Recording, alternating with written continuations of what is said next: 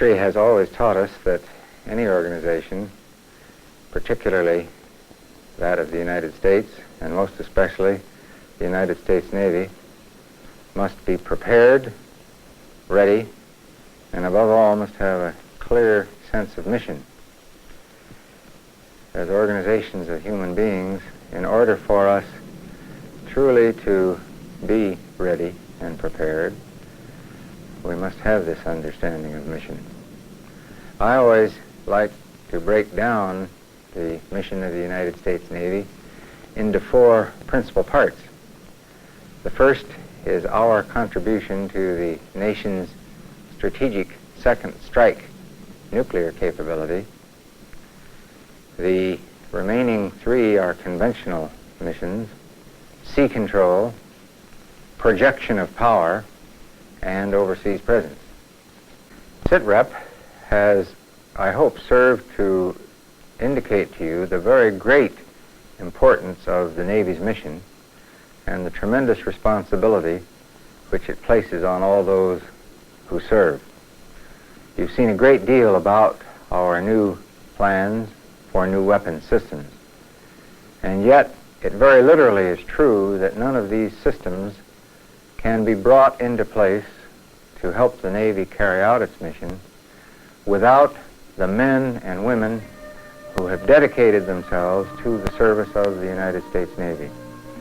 In a very literal sense, our capability to control the seas, to project our power, to be overseas, to maintain a presence, is a function of our people. We can, men and women, it will never be possible to fulfill our mission. Our first witness will be today it will be a distinguished American who has devoted his life to the service of his country, Admiral Elmo Zumwalt. Admiral, we're proud to have you with us today. As you know, the procedures of the Government Operations Committee is that our witnesses are all sworn in, so if you would, sir, stand, raise your right hand. Do you swear or affirm that the testimony you're about to give will be the truth, the whole truth, and nothing but the truth? I do. Thank you. What we've asked all of our witnesses to do today is to try to condense their testimony to no more than 10 minutes so that we can in fact conclude the hearing with everyone getting a chance to testify and to respond to some questions if we have any. And with that, we have your prepared statement, which of course will be entered into the record without objection in its entirety, and you may proceed as you deem appropriate. Thank you, Mr. Chairman. Admiral, that microphone is not very sensitive, so you have to bring it rather close to yourself. Good. I have here today in the room Mr. Phil Friedman of Ross and Hardy's, who helped me prepare this study, and as did Dr. Gene Stellman, Dr. Ellen Silbergold, Dr. Peter Kahn, all in this room. They're some of the 10 or 15 scientists who worked with me. As many of you know, it's been my special assignment over the past several months at the direction of Secretary Dewinski of the Department of Veterans Affairs to undertake an extensive review of the available scientific literature that speaks to the human health effects associated with exposure to the contaminants found in Agent Orange.